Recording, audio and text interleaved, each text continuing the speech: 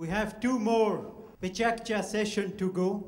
Bart Stevens, he's gonna, after this moment, lead us from, let us say, attention to intention.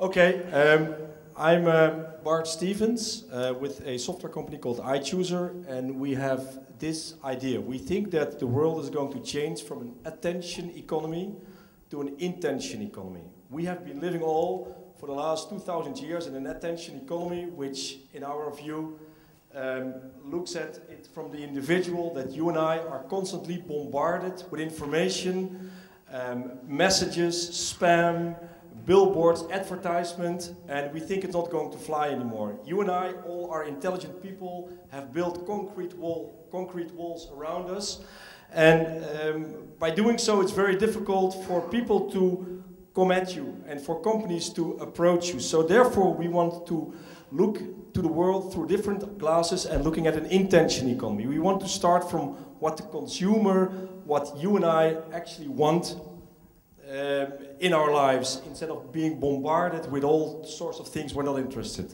And I'm here to tell you about our experiences as a young company in trying to change the way of thinking which has been done for the last, as I mentioned, 2,000 years. It's a bumpy road, but we think we're going to get there. Yeah? I'm going to first of all explain you the formula through which we started. Yeah? You see CL, M, and AI. CL stands for a very important component in our vision, which is a community leader. Yeah? We have different sorts of community leaders. Captains of a soccer team, political parties, people who take care of social welfare.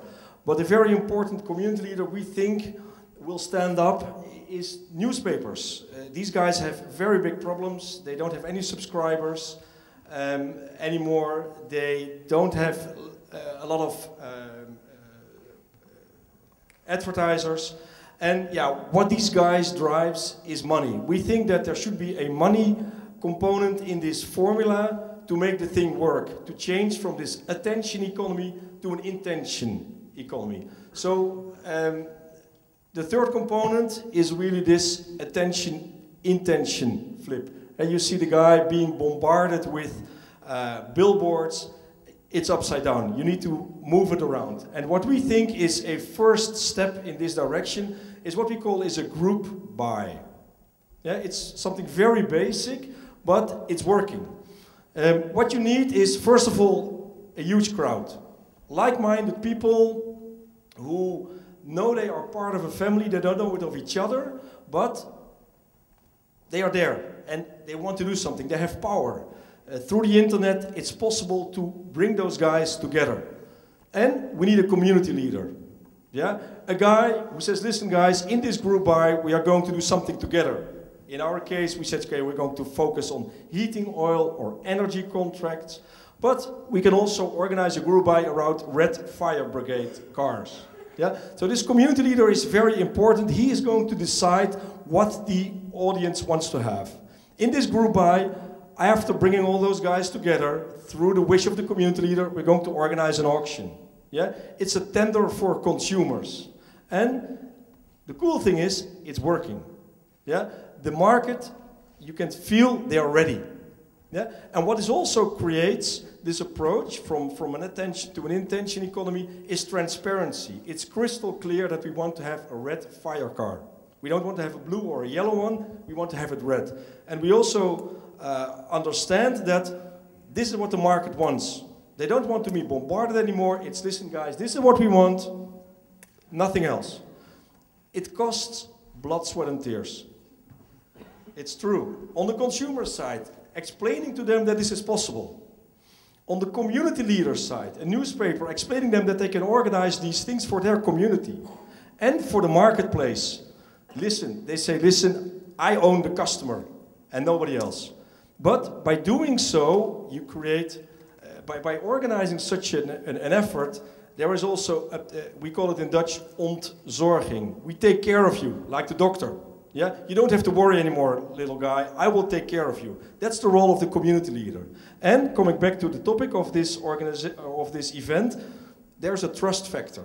If this community leader is doing its job very well, it's much more trusted by the community itself. And the community, and I will get back to that in the end, is really going to like this concept that there is this, what we call virtual guardian angel.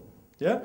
A community leader which takes care of the hassle, it will avoid you being bombarded by advertisement and banners, and it's only going to fulfill the needs of what you really want. So this virtual guardian angel, I think this is a new thing which will arise. So what's next? If you look at very simple group buy initiatives, it's no rocket science. But if you create a trust component in there by leveraging the power of the community through the eyes of a community leader, yeah, we started with banks. Okay, there have been a little bit of problems the last couple of years, but it's very much a trust issue where you and I trust our money to the bank. We are talking here also on this conference about your digital me, your bits and bytes. And yeah, we have this idea that if group buy is the bottom of the pyramid, it should be possible for community leaders to develop services, to develop a framework based on this intention-driven economy, to be a party which is not going to store your money, but maybe in the future you're going to store your digital me, all your bits and bytes, your buying behavior, your photographs with a company like a newspaper. Yeah, I want to leave it with that. Think about it. It's really possible, we think. Thank you very much.